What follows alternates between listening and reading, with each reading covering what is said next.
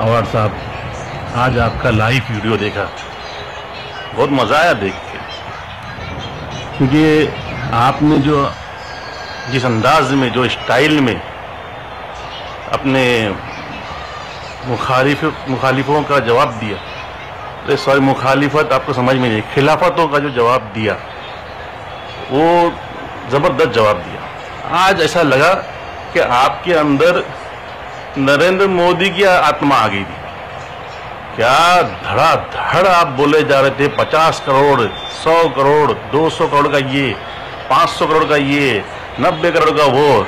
लेकिन साहब इतने सब करोड़ों सब जाते किधर पता नहीं चलता है, एक भी चीज जगह पे नहीं है। फिर आप चले गए लाइव कब्रिस्तान के उधर पे, वहां बोलने लगे कि 9 फुट की भरनी। बात तो सही है, 9 फुट की भरनी है, 9 साल हुआ आपको आके, 9 साल में 9 फुट की भरनी आसान काम है क्या? इन लोगों को समझता नहीं ना साहब, 1 साल में 1 ही फुट की भरनी होगी ना, काय के लिए खाली हर टाइम पे कब्रिस्तान लेके आते, मेरे समझ में नहीं आता। इनको वो सोचना चाहिए कि भाई साल में 1 फुट की भरनी होगी, उससे ज्यादा भरनी हो भी नहीं पाएगी। तो 9 साल में 9 फुट की भरनी, 15 फुट की भरनी, 15 साल तो लगेगा ना, आराम से घर में बैठना चाहिए। अब आपने एक नया आइटम लेके आ गए, वो जो इजराइल से आपके पास जो टेक्नोलॉजी वाले आए थे, कुछ हैंगिंग हॉकर्स वाला, तो वो हैंगिंग हॉकर्स आप समझ में नहीं आ रहा, वो क्या चांद पे जाके लेने का क्या? वो चांद पे तो नहीं रहेंगे ना वो लोग। मैं सुना ऐसा कि वो लोग इजराइल से आए थे, उन लोग फिर चांद पे कैसा प्लॉटिंग करने वाले, वहां आप सब हॉकर्स को बैठाने वाले। क्या बात है साहब, मैंने मुमरा के लिए नया आइटम आप भी लेके आते, एकदम नया आइटम लेके आते हैं साहब। आज जबरदस्त है साहब, आपका काम मानना पड़ेगा। अभी हमने जो बात की थी कब्रिस्तान पे जो शुरू की थी, अब आप ही मुझे जवाब दीजिए कि अगर उन हालात में अगर हमारे पास ये एमएमएलई का कब्रिस्तान न होता तो आज हालात क्या होते थे? भले ही देखो कमी कोताही कहाँ नहीं होती है, उसे पूर्ण करना हमारी जिम्मेदारी है, करना चाहिए। लेकिन आज अगर मुझे बोलना नहीं चाहिए, लेकिन फिर भी हम ही लोगों ने एक चंदा जमा करके एक जमीन ली थी कि भाई यहाँ पे कब्रिस्तान बनेगा। आज तक बना? वहाँ पर नहीं बना। हमने कभी सवाल किया कि हमारे चंदे के पैसे कहाँ गए? लेकिन अगर एक आमदार हमको टीएमसी के जरिए से इतना बड़ा कब्रिस्तान दे रहा है और उसके ऊपर अगर सवालात होते तो क्या ये अच्छी बात है? टोटल काम उन्हीं ने हमको करके दिया, भले किसी भी जरिए से किया, अल्लाह ने उनको उस चीज के लिए चुना। इसलिए आज कब्रिस्तान में से पानी निकल रहा था, लाशें वैसी ही नजर आ रही थी, तब हमारे ये मौलाना कहाँ थे? क्या वो हमारे शहर से वाकिफ नहीं है मौलाना?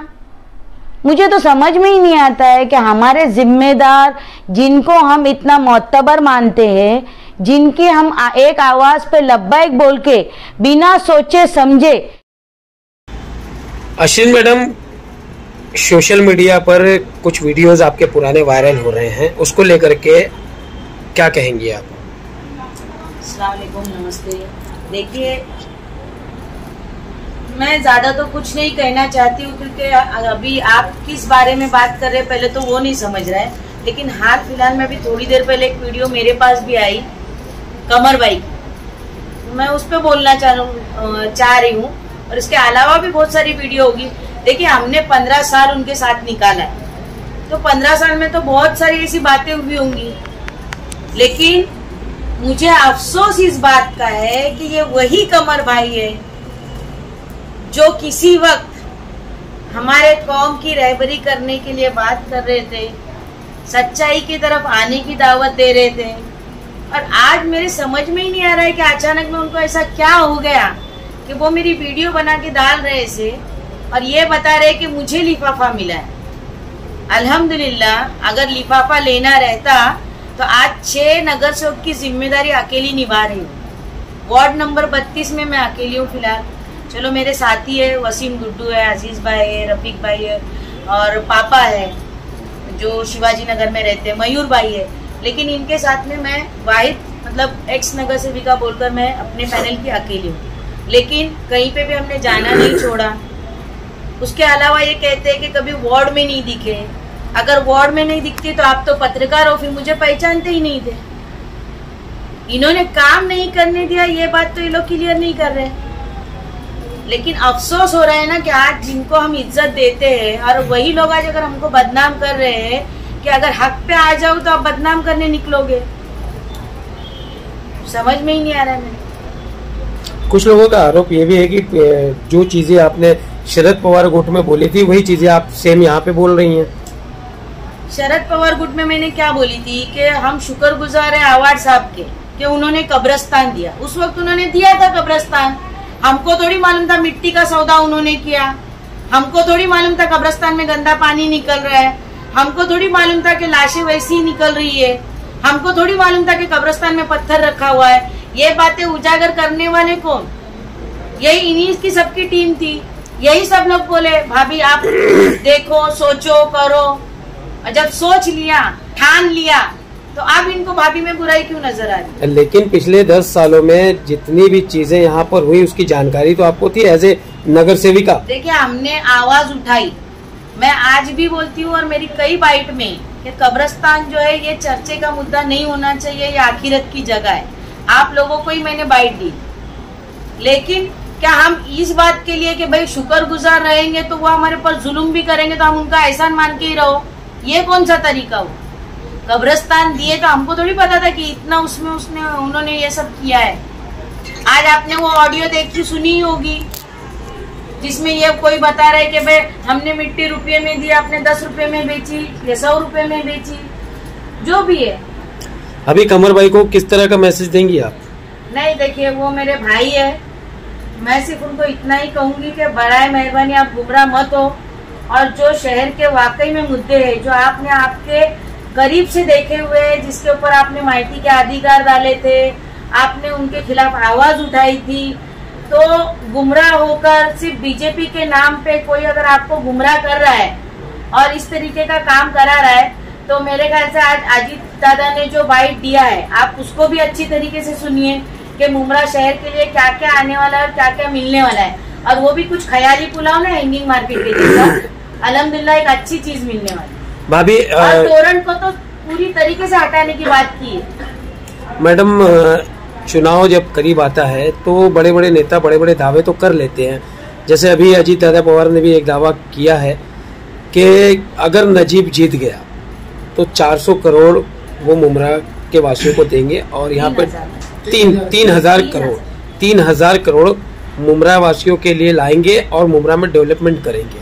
आप एक चीज समझिए, आज सेक्युलर पार्टी जो खुद को बोलती है उसने मुस्लिम कैंडिडेट कितने मतलब सीट दिए, कितनी लोगों को टिकट दिया। अजीत पवार ने हमारे 6 उम्मीदवार उतारे हैं, एक MLC दिया है, तो और क्या आपको सबूत चाहिए इन सब बातों का? नीतीश राणे की आवाज बंद कर दी, विशालगढ़ का जो हादसा हुआ वहां पहुंच के वहां के लोगों को रिलीफ दिलाया है, इससे ज्यादा आपको और क्या चाहिए सबूत? अभी इस सब मैटर पर MIM भी बहुत आवाज उठाती है, और MIM के कैंडिडेट सैफ पठान भी कलवा मुमरा विधानसभा से इलेक्शन लड़ रहे हैं, तो उसको लेकर क्या आपको क्या लगता है कि जैसे ही सैफ पठान मुमरा में आवाज उठाते हैं उनका भी ये कहना है कि अगर हम जीतते हैं तो हम तोरण को खत्म कर देंगे, यहाँ से हटा देंगे, तो आपको क्या लगता है? देखिए, मैं किसी की बुराई नहीं करना चाहती, हमारा सैफ बहुत अच्छा है, अगर मुझे लगता कि कहीं से उसको उम्मीद है तो मैं उसका साथ भी देती, मैं खुले अल्फाज में कहती, मुझे किसी से कोई ऐतराज नहीं। लेकिन यही ओवैसी साहब ये वही है जो शाह आलम आजमी जब नगर सेवक बन रहा था तो इन्होंने कहा था कि मैं पानी के लिए वो कुछ मशीन वगैरह लगाओ, 1 रुपए में पानी की मशीन है स्कूलों में, 1 रुपए रास्ते पे 1 रुपए पे क्या देने वाले, 1 रुपए में पानी मिलेगा। हाँ, देखिए मेरे से अच्छा तो आप लोगों को पता है ना, तो आप किस पर भरोसा करोगे? नजीब ने आने से पहले ही इतने करोड़ रुपए बजट लाया, काम करा के दिखा रहा है, टोरंट भगा रहा है। इन्होंने तो कहा ही नहीं कि हम टोरंट को भगाएंगे, ये तो क्या बोले हम मीटर चेंज करें। तो आपको क्या चाहिए? शहर के लोगों को रिलीफ चाहिए, या किसने कितना बोझका लिया है, किसने कितना पैसा लिया है, या किसको छोटा लिफाफा है, किसी को बड़ा लिफाफा है? लिफाफे लेने रहते हैं तो पता है कि आज की तारीख में कौन लिफाफे ले लेके घूम रहा है और कौन धमकियां दे रहा है। सैफ पठान का ये भी कहना है कि 15 साल मिल के लोग चोरी किए, अब बोल रहे हैं कि हम आपके मोमिन भाई हैं और टोरेंट को भगाएंगे, उस पर आप क्या कहेंगे? देखिए कैसा है ना, उस सैफ है बराबर, उसको बेचारे को जितनी मालूमात है उतनी बात कर रहा है।